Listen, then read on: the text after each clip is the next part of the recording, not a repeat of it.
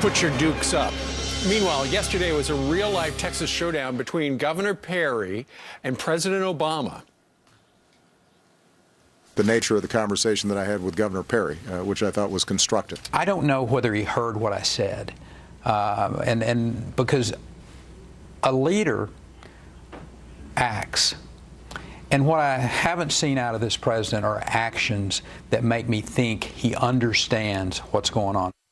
Constructive? He doesn't understand what's going on? Two very different impressions of their meeting. So was the trip a success, or are we bordering on something else? Joining us right now is Fox News legal analyst Peter Johnson Jr. I would suggest that we're bordering on insanity, and there was, if you had a front seat, that would be in the theater of the absurd. And I made some notes as to some of the things that the president actually said after this meeting. He says trip to the border is a photo op, and of course I never do those. Never. I agreed with Governor Perry's ideas, but I'm not going to implement any of them. Great. Somehow Governor Perry and the Texas delegation, the congressional delegation, they're to be blamed if comprehensive reform is not passed in Congress. And you can have the National Guard if you give me the money for the bill that I want.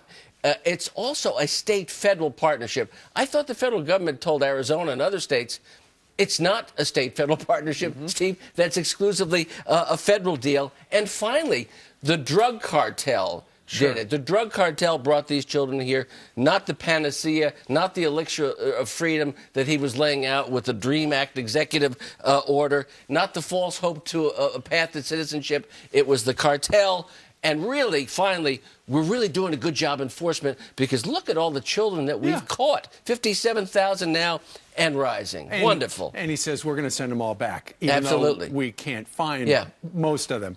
What I think is curious, though, Peter, is just the fact that the president was down there making that speech there at Love Field yesterday, even though a week ago none of this was planned. You know, Rick Perry got an invitation. Hey, the president would like to shake your hand on the tarmac, and Rick Perry said, "I want a big, I need a big one-on-one meeting with him." Well, eventually, they did talk in a helicopter for a little bit, but as you detailed, the president said one thing while the governor said the other. Well, I think he's shown a lot of courage, Governor Perry, on that. In fact, he started to expose it and push it about a week ago here on Fox and Friends. In an interview with you. Yeah, we had a great interview, and I think with Elizabeth as well. He asked for some specific things. Give me 1,000 National Guard. Right. Give me the capacity for drones. Let's check these people out in terms of health.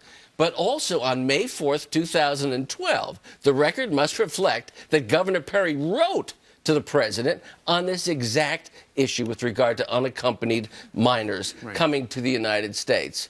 What was the reply? Well, 57,000 minors. It started with a few thousand two years ago. Now it's 57,000 minors. So, yes, theater of absurd, bordering on insanity. Can I say one last thing today? Absolutely. I want to send out a big shout-out to my dear friend, Mayor David Dinkins, who's 87 years young today.